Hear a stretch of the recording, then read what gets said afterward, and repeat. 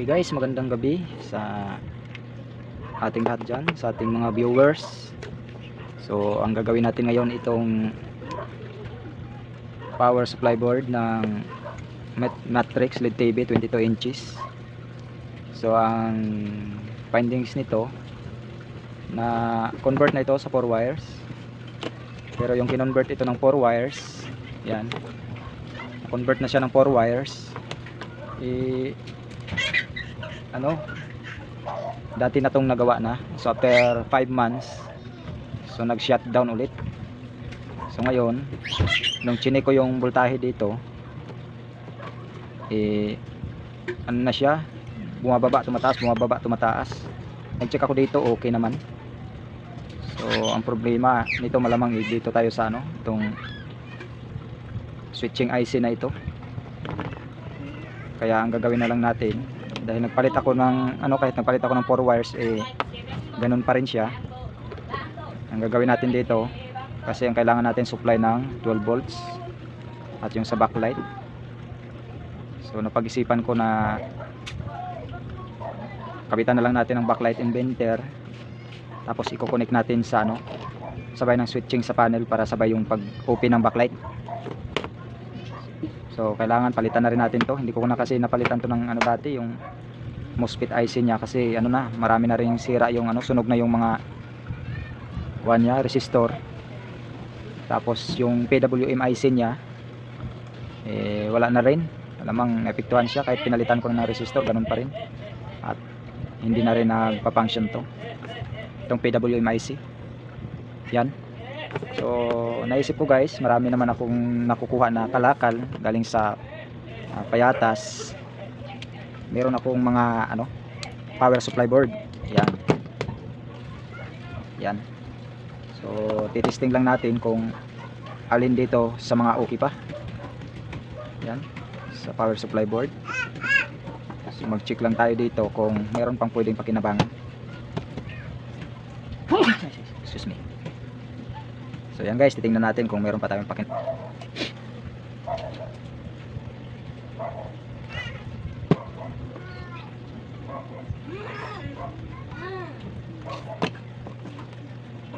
Yan, check muna natin yung kanyang mga diode. So diode test tayo.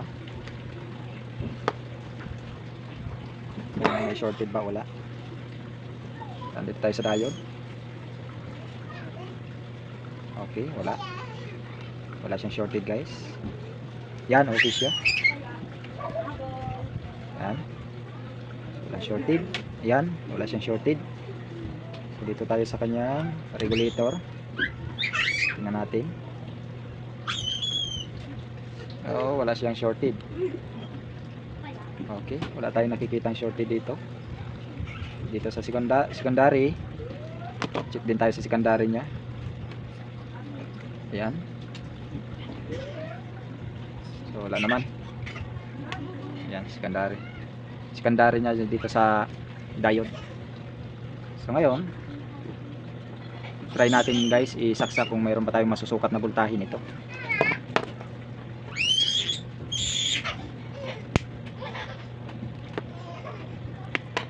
Yan, saksak ko muna.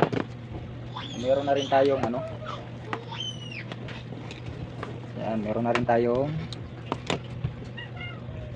alligator clip. Yan, para may testing natin siya at iipitin na lang natin kung pupwede siya.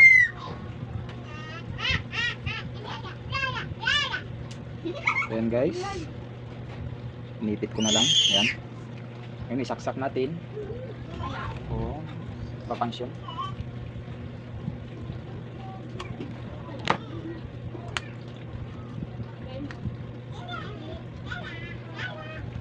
Okay, magsusukat tayo ngayon guys ng voltahe kung may voltage siya. Lagay natin sa DC kung mayroon ba tayong masusukat. Yan, sukatan natin siya ng voltahe. Yan, kung mapansin natin, meron tayong nakikitang 12 volts, 12.28. So ibig sabihin guys, okay pa to. Yan. At yan yung ikakabit natin sa TV. Tapos kasi okay yung supply niya, power supply. Ang gagawin natin ngayon, gagawa tayo guys yung sa backlight. Meron ako nito guys, ayan, yung backlight inverter. Ito ay halagang 75 pesos sa Quiapo. Yan. So ang gagawin natin dito, kapag diniretso lang natin to sa 220 na hindi dumadaan sa switch, ay ang mangyayari, ano siya guys, pag nakalimutan ng may-ari na bunutin, pwedeng masira to. Kaya dati kasi nasubukan ko na ito, nagkabit ako nito, dinaan ko siya sa relay. Tapos yung ganito relay, 12 volts relay. Yan, so ito bunot-bunot ko lang to sa components. Yan. Yan siya guys, 12 volts, 30 volts, 12 volts. Dati kasi diniretso ko lang sa switching ng panel niya, supply ng 12 volts. So inabot lang siguro ng 2 months, nasira ulit, nag-standby, nasira yung switching regulator ng 12 volts papunta sa panel niya. Kaya ang gagawin natin ngayon guys, ayun yung turo ng ating ibang master na senior sa vlog niya. Yan, kay Sir Eddick, itong switching transistor na ito, yung C1815. Yan, ito yung gagawin natin, C1815. So yan, hindi lang siya makita kasi yan. So C1815 yan guys, hindi lang makita kasi no. Yan, yan yung gagawin natin ngayon, C1815. Pag nakatayo siya ng ganyan, yan, ito yung emitter, ito naman yung gitna collector, at base naman yung kanyang pin number 3. So sa emitter,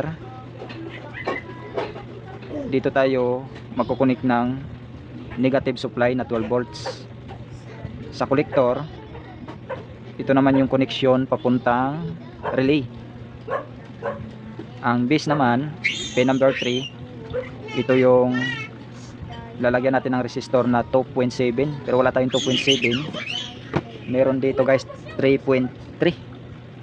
Yan, 3.3 k ohms. So yan yung ilalagay natin sa base. Tapos papunta naman siya ngayon diretso ng panel. Doon tayo kukuha ng switching. So titingnan natin ngayon kung okay ba, successful ba. So ang gagawin ko nito guys is ganito. Yan. Dito ko lang sa gilid to ilalagay. Yan, pag ganyan lang siya. Ididikit ko lang siya ng glow stick. Glow stick. Siya nga pala guys. So mapansin natin, ito 4 pins pala tong ano natin.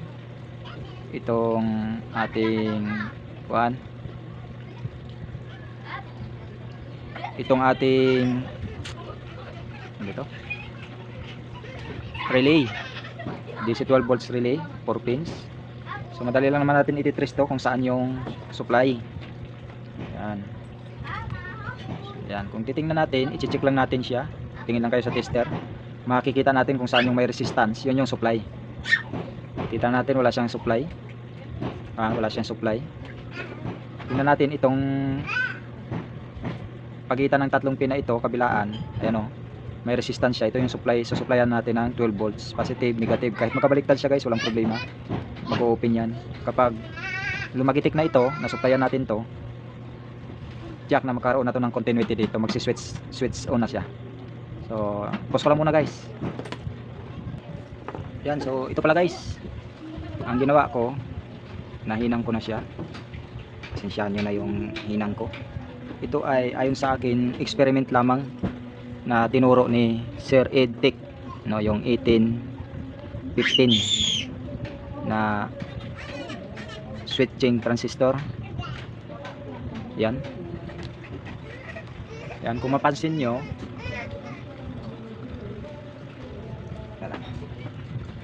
yan, mapansin nyo guys, ito yung yan, kung ito yung pin number 1, ito yung emitter, number 2 collector, number 3 base. So itong base guys, ito yung papasok sa backlight on or sa panel on natin ng 12 volts. Ito yon. So ito naman yung sa emitter nya, ito yung susuplayan natin ng negative 12 volts. Tapos ito naman yung kabilang pin ng ng relay, susuplayan natin to ng positive. Tapos ito negative. Ngayon, itatry natin siya ngayon guys kung ito ba ay gagana. So ang gagawin ko ngayon, ititesting ko ngayon. So ito kasing pin na ito, nakabilaan na ito. Yan, kung titesterin natin, sandali.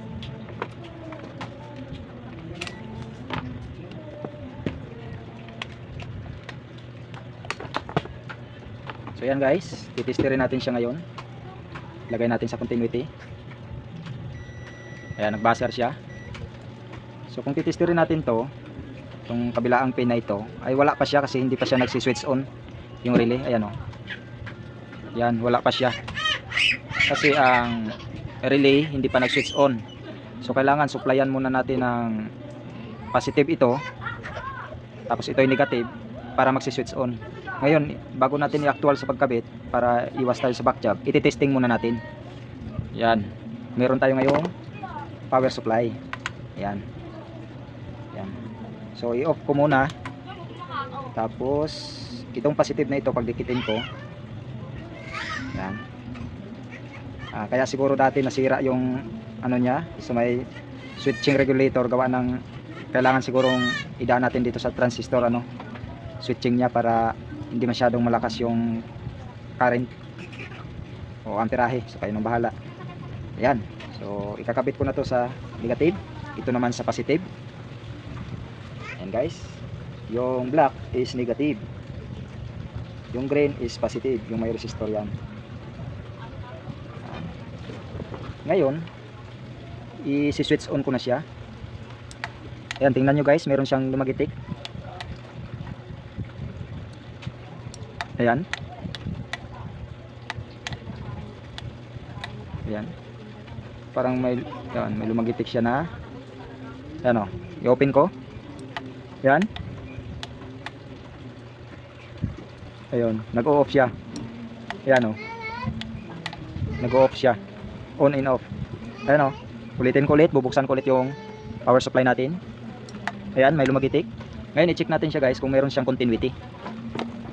Ibig sabihin, pag may continuity yan, okay na siya.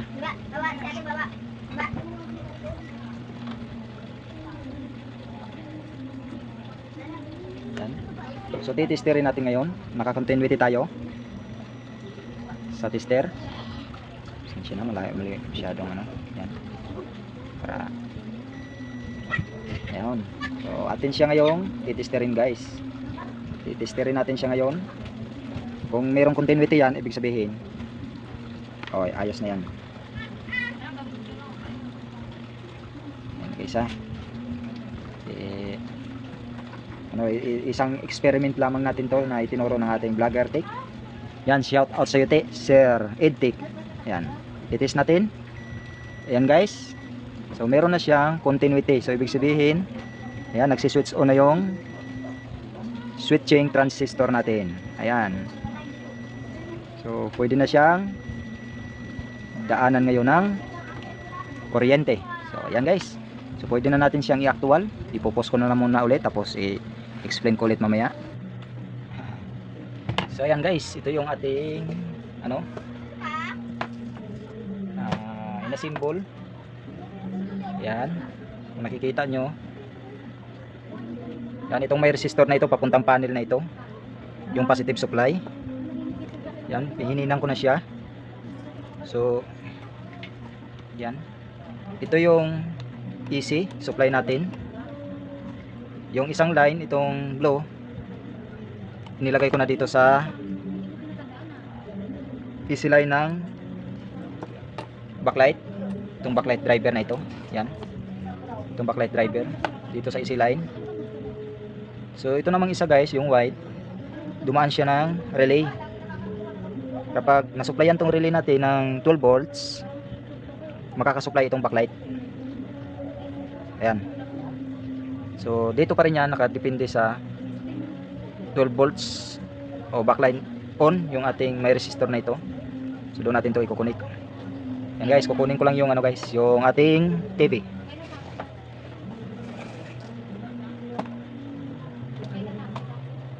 Yan. Kasi natesting na natin to kanina. Yung wala pa yan, hindi ko pa nahinang lahat.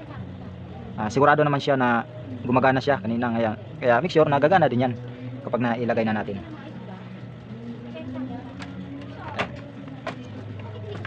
Yan. So ito pala yung TV. Yan guys. Matrix LED 2280. Yan. So yan yung ating pag-iimbintuhan. Yan, bubuksan ko lang muna guys ha. Medyo haba na yung video natin kasi cellphone lang yung gamit ko at matagal tayong makapag-upload kapag cellphone lang. So nakadata lang tayo. So pause ko muna. So ayan guys, no, ito pala. Pa-plaster ko lang muna siya sa isang pwesto. So dati dito yata nakalagay ito. Pag ganito ano eh, pag ganito dito eh. Dito. Lagay siya dyan. So, gagawin natin. Didikit na lang natin to guys ng kuwanto dito. Glow stick. Yan, ididikit lang natin ang glow stick yan. Dito. Ilagay muna natin siya ng tamang kalalagayan niya. Para plaster ko muna bago natin i-check yung backlight. Okay? Yan. So ayan pala guys. Naikabit ko na. So maraming sapot. Sapot. Ano to guys, glow stick. Kung baka magtaka kayo bakit sinasaputan na siya. Ano ko lang to, ayos. So itong ano guys, itong emitter nakakonect siya sa negative. Yan, itong red. Akala nyo itong red ay positive, so negative yan. Ito ay positive supply. Dito naman nakakonect sa isang connection ng pin ng relay. Yan. Yung collector naman, kapag nag-switch on tong ating C1815, masupplyan to ng positive 12 volts o sa backlight on doon sa panel niya, masupplyan ito ng 12 volts. Magsi-switch on yung C1815, lalabas yung negative supply. At kapag lumabas yung negative supply, mag-switch on na siya. Mag-open na ito guys, yung ano, ibig sabihin magkuklose na itong kuha natin, relay. Makakasupply na siya ng 110 volts dito sa kabila. So bali, yung kabilang linya makakasupply na siya. At masupplyan na itong backlight. So ngayon, check muna natin yung backlight kung magkakaroon ba siya ng supply. So ang kulang na lang, ito na lang yung ano, yung mula sa panel niya. Okay guys, isaksak ko muna. Yan, isasaksak ko na siya. Yan. So, nakano tayo? Kasi kanina nag temperature check ako kung umiinit ba ito. So hindi naman. So, naka ano pa siya sa 30. Ngayon hindi naman sira yung temperature natin kasi tinisting ko sa soldering iron, umaabot siya ng 170 to 100 degrees. So ngayon nakasi tayo sa DC. Yan. So ayan guys, ipa-plug in ko siya. Ito yung ating cord.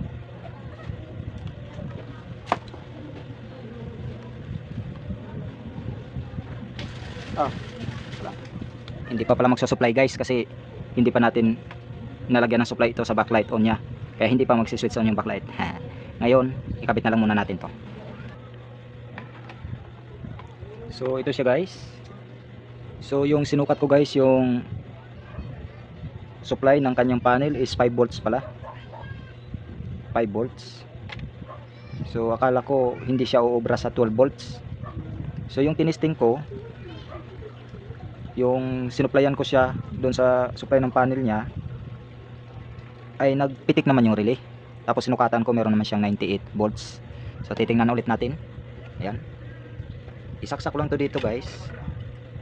Ayan, sa may sakit ng ano, LVDS niya. dito sa green. Ayan. So ipa-plug in ko.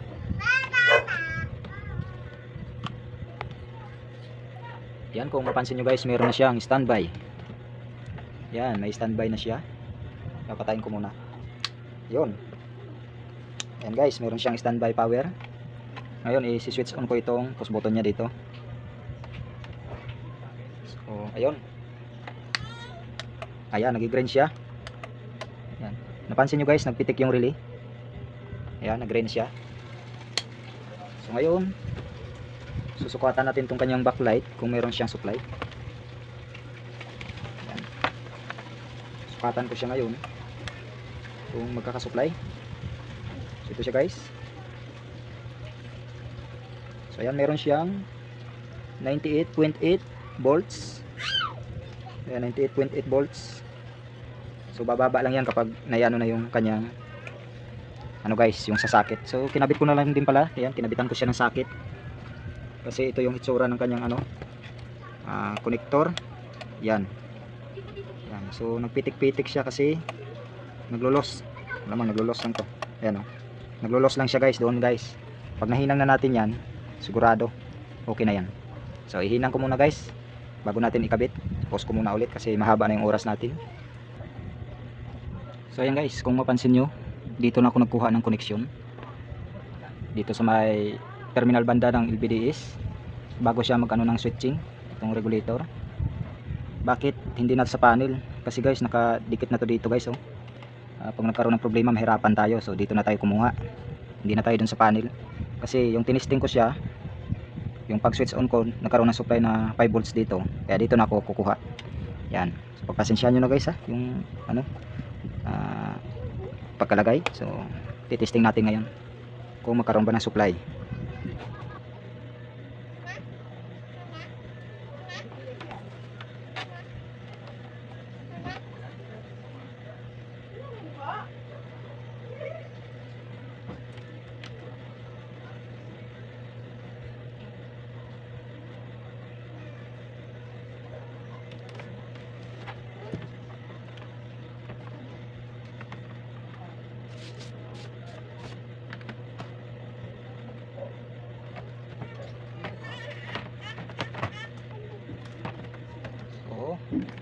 Ito na, pa-plug in ko na guys. Yan. So si-switch on natin. Yan. Tingnan nyo, meron na siyang standby. Ayan, may standby na siya dito. May read na siya. So tingnan natin kung isi-switch on ko na siya guys.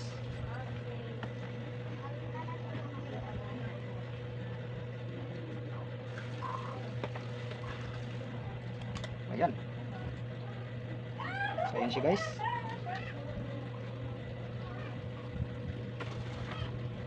So ayan yung kanyang kuan guys, itsura. Yan, so meron na siyang supply. Yan. So okay na siya guys. Ayan. So isasara ko na tapos ititesting natin. Okay to guys, ang ginawa ko, dinala ko na dito sa may pwesto ng TV. Ipa-plug in ko siya, tapos tingnan natin kung mag-success.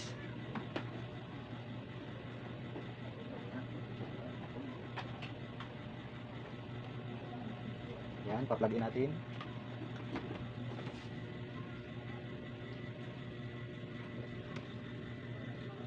Okay guys, may red light na siya. Yan o. Si-switch on ko.